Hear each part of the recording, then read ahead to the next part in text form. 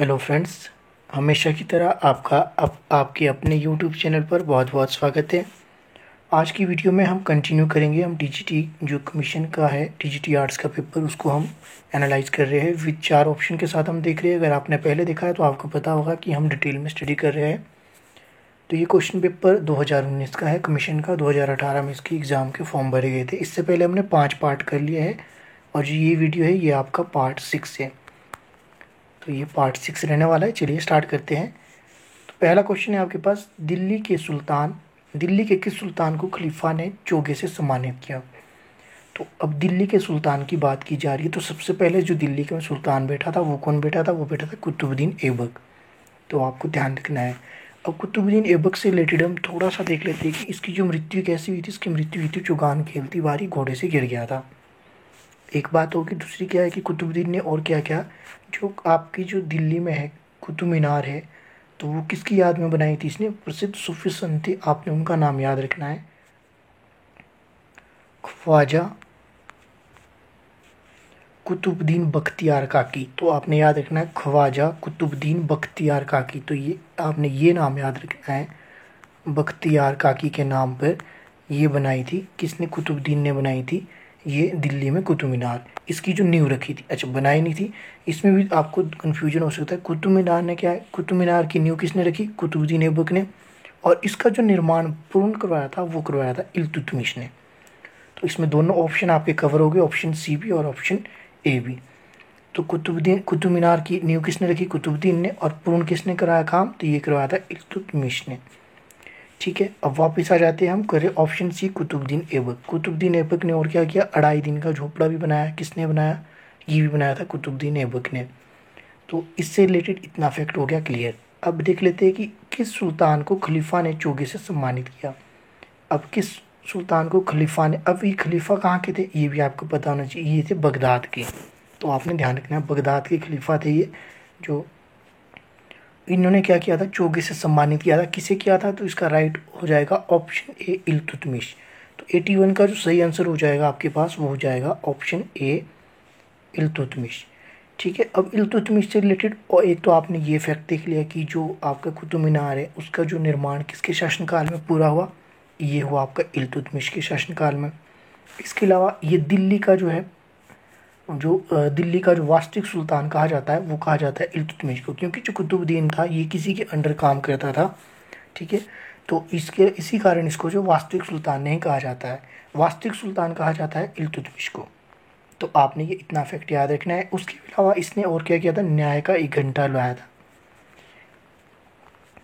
न्याय का घंटा लगवाया था। किसने लगवाया था? तो ये लगाया था इल्तुतमिश ने। अब कुछ बच्चे यहाँ कंफ्यूज हो रखे, न्याय की जंजीर, जो न्याय की जंजीर है वो किसने लगवाई थी? वो लगाई थी जहांगीर ने।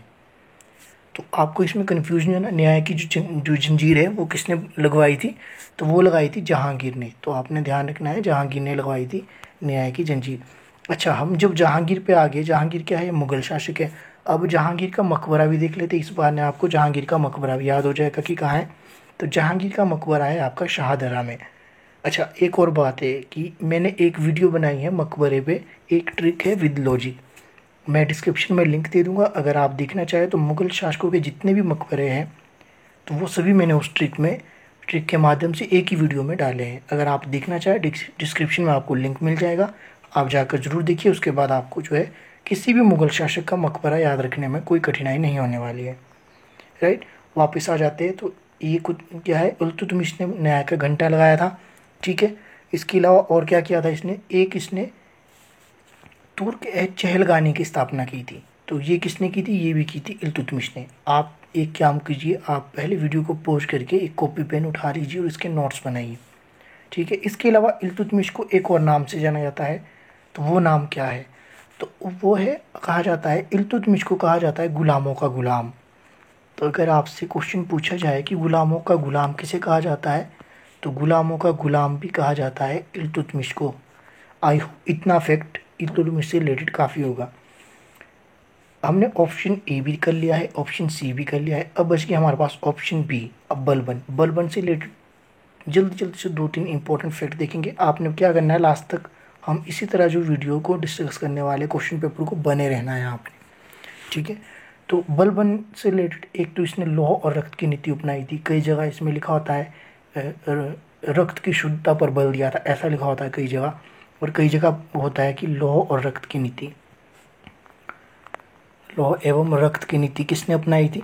तो ये अपनाई थी आपकी बलबन ने। इसके अलावा और क्या किया था इसने? इसके अलावा इसने किया था सीजदा और पापोस प्रथा चलाई थी। अब ये सीजदा और पापोस प्रथा क्या है, कुछ लोगों के मन में ये आ रहा होगा। जो सीजदा है आपका, ये होता था, सीजदा और पावेस एक प्रथा थी ये। तो ये कैसी प्रथा थी? इस प्रथा में क्या था कि जो राजा है ना, राजा को एक भगवान के समान दर्जा दिया जाता था। तो जो राजा के पैरों को ना चूमा जाता था, इसे कहा जाता है सिजदा और पापोस प्रथा। कि जो राजा है, सम्राट होगा, उसके पैरों को चूमना, ये कहा जाता है सिजदा और पापोस की प्रथा। इतना क्लियर होगा। ये किसने चलाई थी ये प्रथा? ये भी चलाई थी आपकी बलबन ने। इसके अलावा और क्या किया बलबन ने? जो इल्तुतमिश ने एक जो स्थापना की थी तुर्क ए चहलगानी की, उसको समाप्त किया था। वो किसने किया था? तो ये किया था इल्तुतमिश ने। तो आपने ध्यान रखना है, तुर्क ए चहलगानी आप लिख लीजिए। तुर्क ए चहलगानी जो स्टार्ट किया था इल्तुतमिश ने, और इसको समाप्त किसने कर दिया था? ये किया था बलबन ने। इतना आपको आई होप क्लियर हो गया होगा। इससे रिलेटेड इतने फैक्ट काफ़ी है। ऑप्शन डी देख लेते हैं, आपके पास बच गया है अलाउद्दीन खिलजी। अलाउद्दीन खिलजी के बारे में एक बात आपने याद रखनी है कि दक्षिण भारत को विजित करने वाला पहला सुल्तान था, एक बात। दूसरी बात है कि दिल्ली सल्तनत का पहला शासक था जिसने भूमि की पैमाइश करवाई, दूसरी बात। और एक बात ये रखनी कि अगर आपसे पूछा जाए कि किस शासक के काल में सर्वाधिक मंगोल आक्रमण हुए, तो जो सबसे ज़्यादा मंगोल के आक्रमण हुए वो भी हुए अलाउद्दीन खिलजी के शासनकाल में। तो ये आपने ध्यान रखना है। इसके अलावा जो स्थायी सेना का गठन भी किसने करवाया था? अलाउद्दीन खिलजी ने। तो आई होप इतना आपको क्लियर हो गया होगा। तो इसी तरह हम डिटेल में आगे भी देखने वाले हैं, आपने बस अंत तक बने रहना है। अगला क्वेश्चन है आपके पास, क्वेश्चन नंबर 82। 15वीं शताब्दी में मालाबार पहुंचने वाले पहले विदेशी व्यापारी कौन थे? तो पहले 15वीं शताब्दी में कौन आए थे? सबसे पहले आए थे पुर्तगाली। कब आए थे? 1498 में। 1498 में क्यों बोला? क्योंकि 1498 में कौन आया था? आप सभी को पता होगा, सुना होगा, वास्को डी गामा आया था। कब आया था ये? पुर्तगाल से आया था 1498 में। अब ये आया था तो ये क्वेश्चन पूछा जा सकता है कि ये भारत में कहाँ पे पहुँचा? तो ये कहाँ पे पहुँचा था ये भारत में? तो ये पहुँचा था आपका कालीकट में। किसकी बात की जा रही है? वास्को डी गामा की। कहाँ से आया था ये? ये यूरोप से भारत आया था, पुर्तगाली था ये। ठीक है, अब बात आती है जब ये भारत आया तो आपसे ये क्वेश्चन भी पूछा जाता था कि इसका भारत आने पर किसने स्वागत किया? तो उस समय जो कालीकट का जो शासक था उसका नाम है जमोरिन, और जमोरिन ने ही इसका भारत आने पे स्वागत किया था। तो ये किस किस रास्ते से आया था? तो यह आया था आपका आशा अंतरीप होती हुई। ये कहाँ पहुँचा था? आपके भारत के कालीकट। तो ये भी आप एक बार लिख लीजिए, किस वाया कहाँ से आया था ये आया था आशा अंतरीप से। तो आपने याद रखना, आशा अंतरीप से होते हुए ये भारत के कालीकट पहुंचा और वहाँ पे उसका स्वागत किया जमोरिन ने। आई होप इतना काफ़ी होगा। ठीक है, तो ये अच्छा एक और बात है पुर्तगालियों से कि पुर्तगाली सबसे पहले भारत में आए और सबसे बाद में गए। भारत से ये कब गए? तो ये गए थे 1961 में। आए कब थे? 1498 में। तो इतना आपने याद रखना है। और इनके आने से क्या हो गई? भारत में तंबाकू की खेती और प्रिंटिंग प्रेस की शुरुआत भी किसके आने से हुई? तो ये पुर्तगालियों के आने से हुई। अब देख लेते हैं आपके पास इसका जो राइट आंसर हो जाएगा ऑप्शन ए। ऑप्शन बी भी थोड़ा सा डिस्कस कर लेते हैं। फ्रांसीसी क्या है? जो फ्रांसीसी ईस्ट इंडिया कंपनी की स्थापना ये हुई थी 1664 में। तो आपने याद रखा किसके शासनकाल में? लुई 14वें के शासनकाल में। इतना काफ़ी हो गया। ठीक है, इसके अलावा इन्होंने पांडिचेरी की स्थापना की थी। कब की थी? 1674 में। ये भी आपने याद रखना किसने की थी? तो ये की थी फ्रांसिस मार्टिन ने। Francis Martin. ठीक है, तो ये की थी 1674 में। इतना काफ़ी होगा। ऑप्शन सी देख लेते हैं। ऑप्शन सी आपके पास अंग्रेज़ों के बारे में आपको वैसे ज़्यादा पता होगा, लेकिन सबसे पहले ये बात देख लेते हैं कि 1608 में अंग्रेज आया था एक, उसका नाम था कैप्टन हॉकिंस। उसको किसने आपको भारत में व्यापार करने की इजाज़त दी थी? तो ये दी थी जहांगीर ने। बस इतना सा आपने याद रखना है कि जो सबसे पहले जो अंग्रेज आया था वो आया था कैप्टन हॉकिंस, जिसको कि जहांगीर ने भारत में व्यापार करने की अनुमति दे दी थी। बस इतना सा आपने याद रखना है। जहांगीर का मैंने आपको मकबरा बता दिया है शाहदरा में, आई होप आपको अब नहीं भूलेगा। ऑप्शन डी भी देख लेते हैं। ऑप्शन डी ने आपके पास डच की बात करें तो डच ने क्या है कि 1602 में ईस्ट इंडिया कंपनी की स्थापना की। डच ईस्ट इंडिया कंपनी की स्थापना कब हुई? 1602 में। इसके अलावा 1759 में क्या हुआ था कि अंग्रेजों ने वेदरा के युद्ध में डचों को पराजित कर दिया था। किसने किया था डचों को पराजित? अंग्रेजों ने। अंग्रेज ने क्या है डच को पराजित कर दिया और उसके बाद क्या हो गया था, इनकी शक्ति यहाँ से समाप्त हो गई थी। कब की बात? ये 1759 की। इतना क्लियर हो गया।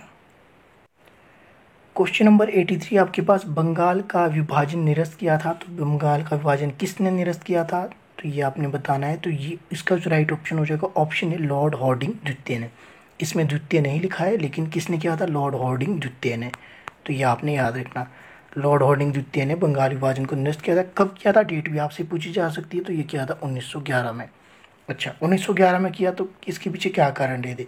1911 में क्या है कि दिल्ली दरबार का आयोजन किया गया था। जॉर्ज प्रथम आ रहे थे उस समय। तो उस समय 1911 में एक तो आपका बंगाल विभाजन रद्द किया और दूसरा क्या काम किया गया था? दूसरा किया गया था 1911 में घोषणा की गई थी कि कलकत्ता से राजधानी को दिल्ली लाया जाए। याद रखना, 1911 में घोषणा हुई और औपचारिक रूप से 1912 में राजधानी दिल्ली को बनाया गया कलकत्ता से। इतना आपको क्लियर हो गया। अच्छा, इसके अलावा हमने ये तो देख लिया कि विभाजन निरस्त किसने किया। अविभाजन किया किसने था? तो विभाजन किया था, आई होप मैक्सिमम को पता होगा, 1905 में ये किया था लॉर्ड कर्जन ने। तो विभाजन किसने किया? लॉर्ड कर्जन ने। और इसको निरस्त किसने किया था? ये किया था लॉर्ड हार्डिंग द्वितीय ने। अच्छा, अब आपके पास ऑप्शन ए हो गया है क्लियर। ऑप्शन बी देख लेते हैं, मिंटो की बात कर लेंगे। अब ये लॉर्ड मिंटो भी दो थे, जिस पर हार्डिंग भी दो थे ना, उसी तरह मिंटो भी दो थे। हम करेंगे लॉर्ड मिंटो द्वितीय की बात। अब लॉर्ड मिंटो जो द्वितीय था उसके शासनकाल में क्या हुआ? 1907 में जो आपका कांग्रेस का जो सूरत विभाजन किसके समय हुआ था? ये लॉर्ड मिंटो के समय। इसके अलावा एक और एक अधिनियम आया था 1909 में, आपको याद आ जाएगा। 1909 में एक अधिनियम आया था, उस अधिनियम को कहा जाता मार्ले मिंटो सुधार अधिनियम। कब आया था? 1909 में। किसके शासनकाल में? लॉर्ड मिंटो के शासनकाल में आया था ये। आई होप अब आपको क्लियर हो गया होगा। चलिए जी, ऑप्शन सी देख लेते हैं। लॉर्ड इल्बर्ट की बात करें तो इल्बर्ट बिल विवाद हुआ था एक, तो वो कब हुआ था? तो किसके शासनकाल में हुआ था? तो लॉर्ड इल्बर्ट विवाद हुआ था, ये हुआ था रिपन के शासनकाल में। तो आपने याद रखना, क्वेश्चन पूछा जाएगा लॉर्ड इल्बर्ट विवाद किसके शासनकाल में हुआ था? तो ये हुआ था रिपन के शासनकाल में। ऑप्शन डी देख लेते हैं। ऑप्शन डी से रिलेटेड हम एक और फैक्ट देखेंगे। लॉर्ड लिटन की बात कर लेते हैं। लॉर्ड लिटन के शासनकाल में क्या हुआ था? इनके शासनकाल में 1878 में वर्नाक्यूलर प्रेस एक्ट पारित हुआ था। तो आपने याद रखना, ये बहुत बार एग्जाम में पूछा गया है। किसके शासनकाल में? लॉर्ड लिटन के शासनकाल में 1878 में वर्नाक्यूलर प्रेस एक्ट पारित हुआ था। इसके अलावा इनके शासनकाल में जो पहली बार जो है दिल्ली दरबार का गठन किया गया था 1877 में। और इस दिल्ली दरबार में जो रानी विक्टोरिया है उनको केसर हिंद की उपाधि दी गई थी। किसके शासनकाल में? लॉर्ड लिटन के शासनकाल में। किसको? महारानी विक्टोरिया को कौन सी उपाधि? केसर हिंद की उपाधि दी गई थी। तो आपने ध्यान रखना है। चलिए अगला क्वेश्चन देख लेते हैं। क्वेश्चन नंबर 84, गांधी जी कितने अनुयायी डांडी कूच में चुने गए थे? अच्छा, गांधी जी के कितने अनुयायी डांडी कूच में चुने गए थे, यानी गांधी जी के साथ कितने अनुयायी गए थे डांडी मार्च में? तो ये क्वेश्चन पूछा गया था। अगर पूछा जाए गांधी जी के साथ में तो कितने गए थे? 78। अगर पूछा जाए डांडी मार्च में टोटल कितने अनुयायी थे गांधी जी को मिलाकर पूछे जाए तो कितने थे? 79। और अगर गांधी जी के अतिरिक्त पूछा जाए तो 78। अगर इस क्वेश्चन में ऑप्शन आपके पास यहाँ पे दिया होता 79 तो ये क्वेश्चन जरूर कंट्रोवर्सी वाला बन जाता, क्योंकि गांधी जी के कितने अनुयायी, अच्छा गांधी जी के पूछा है ना, तो के कितने आई, तब भी इसका ऑप्शन यही होना था। अगर पूछा जाता गांधी जी के साथ, गांधी जी के साथ टोटल कितने थे, गांधी को मिलाकर 79। और अगर पूछा जाए क्वेश्चन ये कि गांधी जी के अतिरिक्त, तो गांधी जी के अतिरिक्त थे 78 प्लस गांधी जी को मिलाकर टोटल 79। तो आपने याद रखना है, अगर ऑप्शन में 78 नहीं होता 79 होता तो राइट आंसर आपका 79 था। आई होप क्लियर हो गया। बाकी के ऑप्शन आपको क्या इसमें आपको पता ही है क्या करना है। इसमें तो कुछ नहीं कर सकते आपका डिस्कस। अब अगला देख लेते हैं 85, लंदन पहला गोलमेज सम्मेलन किस वर्ष हुआ? तो आपने ये लाइन में रखना, जो आपका राउंड टेबल कॉन्फ्रेंस थी 30 में पहला हुआ था, और आपका 31 में दूसरा हुआ था, और 32 में आपका तीसरा गोलमेज सम्मेलन हुआ था। तो आपने याद रखना है। अब आपसे क्वेश्चन पूछा जाता है, जो गोलमेज सम्मेलन है, किस गोलमेज सम्मेलन में गांधी जी ने भाग लिया था? तो गांधी जी ने लिया था जो आपका द्वितीय गोलमेज सम्मेलन हुआ था 1931 में, इसमें भाग लिया था। अब जब 1931 में जब गोलमेज सम्मेलन हुआ था, उसमें गांधी जी गए थे, तो किसके कहने पे गए थे? तो एक समझौता हुआ था, वो भी आपने याद रखना है। समझौता हुआ था आपका 5 मार्च 1931 को एक समझौता हुआ था, जिसको नाम दिया गया गांधी इरविल समझौता। इस समझौते के बाद गांधी जी को द्वितीय गोलमेज सम्मेलन में भाग लेने के लिए मनाया गया। तो आपने किसके मध्य हुआ था? गांधी जी और इरविल के मध्य समझौता हुआ था। कब हुआ था? ये 5 मार्च 1931 को। तो ये भी आपने साथ साथ याद रख लेना है।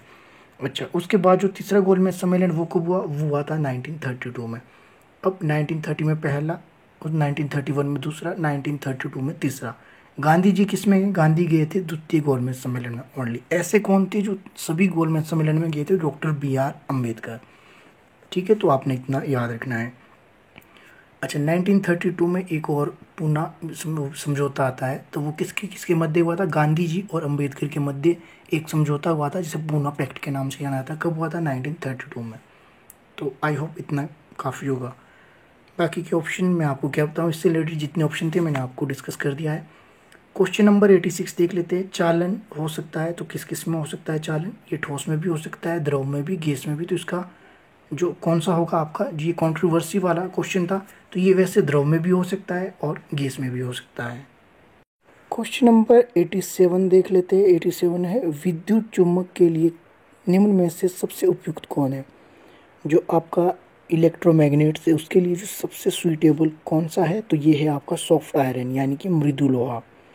इसका ऑप्शन डी सही हो जाएगा। इसमें डिस्कस डिटेल में तो क्या करना है, जो आपके सोशल साइंस के क्वेश्चन होते हैं उसमें ही डिटेल में स्टडी करते हैं। बाकी जो है आपके साइंस के लिए मैं आपके नोट्स प्रोवाइड करवा दूंगा।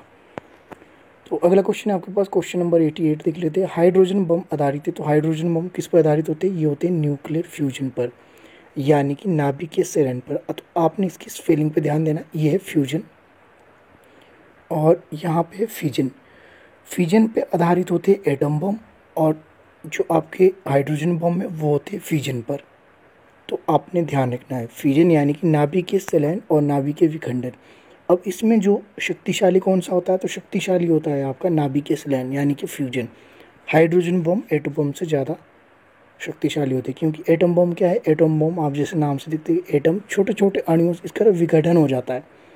जब इसका विघटन हो जाएगा तो उसके बाद ये छोटे छोटे टुकड़ों में बंट जाएगा, जिस कारण कि इसकी जो है पावर वो कम हो जाती है बजाय किसके? हाइड्रोजन बम के। अच्छा, जो सूर्य की जो ऊर्जा है वो किसका उदाहरण है? तो वो भी आपका न्यूक्लियर फ्यूजन यानी कि नाभिकीय संचलन का उदाहरण है। तो आई होप इतना आपके लिए काफ़ी होगा। चलिए अगला क्वेश्चन देख लेते हैं। धोने का सोडा रासायनिक रूप में है, तो कौन से रासायनिक रूप में? तो इसको जो धोने का सोडा है उसे क्या कहा जाता है? उसे कहा जाता है सोडियम कार्बोनेट। अच्छा, जो खाने का सोडा होता है उससे क्या कहा जाता है? उसे कहा जाता है सोडियम बाइकार्बोनेट। तो आपने कंफ्यूज नहीं होना, धोने का सोडा सोडियम कार्बोनेट और खाने का बाइकार्बोनेट। जो अगला क्वेश्चन है आपके पास, निम्न में से कौन सा प्राकृतिक रबड़ है? तो जो प्राकृतिक रबड़ है कौन सा है? तो ये आपने बताना है। तो ये है आपका आइसोप्रीन। तो आइसोप्रीन आपका क्या है? ये प्राकृतिक रबड़ है। अच्छा, मैं एक क्वेश्चन और है, जो प्राकृतिक रबड़ है ये आपका किस पेड़ से प्राप्त होता है? ये आपने कमेंट करना है। तो ये आपके लिए होमवर्क क्वेश्चन है आज का। अगला क्वेश्चन है, जेट वायुयान में प्रयुक्त ईंधन है, तो प्रयुक्त ईंधन कौन सा होता है जेट वायुयानों के लिए, एरोप्लेन के लिए? तो वो होता है केरोसिन। ऑप्शन सी इसका सही हो जाएगा। पेट्रोल आप सभी को पता है कार में चलता है, और उसके अलावा जो डीजल है, डीजल आपके जितने भी बड़े भारी व्हीकल होते हैं तो उसमें आपका डीजल यूज होता है। पेट्रोल छोटे आपके बाइक स्कूटर वगैरह और कारें वगैरह उसके लिए यूज होता है। अल्कोहल से तो आपको पता ही है, कोई भी नहीं, अल्कोहल तो आपको पीने के लिए होता है। चलिए जी, एपीकल्चर का निम्न में से किससे संबंधित है? एपीकल्चर का किससे संबंध है? एपीकल्चर का संबंध है मधुमक्खी पालन से। अच्छा, जो मत्स्य पालन है इसको क्या कहा जाता है? तो उसको कहा जाता है पीसी कल्चर। तो आपने याद रखना है, पीसी कल्चर किससे संबंधित है? मत्स्य पालन से। अच्छा, रेशम कीट की बात करें, रेशम कीट से संबंधित कौन सा कल्चर है, इससे संबंधित भी तो होगा, तो उससे है आपका सेरीकल्चर। सेरीकल्चर किससे संबंधित है, तो सेरीकल्चर है आपका रेशम कीट से संबंधित, तो आपने ध्यान रखना है। इतना क्लियर हो गया। अगला क्वेश्चन है आपके पास, रक्त में ग्लूकोज का स्तर नियंत्रित करने वाला हार्मोन कौन सा है। जो रक्त में ग्लूकोज का स्तर नियंत्रित करता है, कौन सा हार्मोन है, ये है इंसुलिन हार्मोन। राइट, अगला देख लेते हैं 94 क्वेश्चन है आपके, दर्द शामक औषधि कहलाती है, तो कौन सी कहलाती है। जो इसमें ऑप्शन दिए गए हैं इनमें से कोई भी नहीं कहलाती है, तो ऑप्शन डी इसका सही हो जाएगा। कागज एक उत्पाद है, तो कागज किसका उत्पाद है, तो ये है सेल्यूलोज का। तो आपने ध्यान रखना है, कागज किसका, paper is a product of cellulose, तो आपने इसका ऑप्शन बी सही हो जाएगा। क्वेश्चन नंबर 96 है, ग्रेनाइट एक रूप है, तो ग्रेनाइट किसका रूप है, तो ग्रेनाइट होता है आपका आग्नेय शिला का, तो आपने इसका ऑप्शन ए आपका सही हो जाएगा। आज हम क्वेश्चन नंबर 100 तक करेंगे, बाकी का आप नेक्स्ट पार्ट में 2-3 दिन में मैं आप डाल दूंगा, बस आपने क्या है बने रहना है मेरे साथ। फ्योर्ड तट सामान्यता होते हैं, तो कहाँ होते हैं फ्योर्ड तट, ये होते हैं नॉर्वे में। इसमें भी आपका डिटेल में स्टडी करने के लिए कुछ नहीं है, जो आपके जीके क्वेश्चन आएंगे या एचपी जीके आएगा, कोई भी वर्ड जीके आएगा, जियोग्राफी आएगा, उससे मैं आपको डिटेल में स्टडी करवा दूंगा। अच्छा, 98 देख लेते हैं, मानसूनी हवाएं किस श्रेणी के अंतर्गत आती है, तो ये आती है अवाधिक हवाओं के अंतर्गत, तो ये भी आपने ध्यान रखना है। क्वेश्चन नंबर 99 है आपके पास, उष्णकटिबंधीय चक्रवात गतिमान होते हैं, तो किस में होते, किस तरफ होते हैं, इनकी दिशा होती है, इनकी दिशा होती है पूर्व से पश्चिम की ओर। उष्णकटिबंधीय चक्रवात की बात की जाए तो ये होते हैं पूर्व से पश्चिम, ऑप्शन इसका जो है सी आपका सही हो जाएगा। जो आज का अंतिम प्रश्न है आपके पास, सपाट शीर्ष वाले सामुद्रिक उभार कहलाते हैं। जो सपाट शीर्ष वाले सामुद्रिक उभार कहलाते हैं, क्या कहलाते हैं, ये कहलाते हैं गाइओल्ट, ऑप्शन डी हो जाएगा इसका सही, इनमें से कोई नहीं। तो अगर बात की जाए तो क्या कहलाते हैं, वो कहलाते हैं गाइओल्ट, तो आपने ऐसे ही ध्यान रखना है। 101 है, इसको हम पार्ट नेक्स्ट जो आपका 2-3 दिन में अपलोड कर दूंगा मैं, तो उसमें इसको हम डिटेल में स्टडी करेंगे। तो इसमें हम देखेंगे अगुहास कहाँ पे है, लेब्राडोर किस में आती है, कैनेरी किस महासागर में है, एंटिलिस किस में आती है, तो ये हम आगे डिटेल में देखेंगे अगले पार्ट में। तो आज की वीडियो के लिए इतना ही। अगर आपको वीडियो पसंद आया तो चैनल को सब्सक्राइब करें, लाइक करें और अपने दोस्तों के साथ ज़रूर शेयर करें, और साथ ही आप मुझे सुझाव भी दे सकते हैं। तो वीडियो को पूरा देखने के लिए आपका बहुत बहुत धन्यवाद। हाँ, अगर आपने इससे पहले वाले पार्ट 1, 2, 3, 4, 5 नहीं देखे तो आपको डिस्क्रिप्शन में लिंक मिल जाएगा, नहीं तो आप क्या करें, प्लेलिस्ट में जाकर आप देख सकते हैं।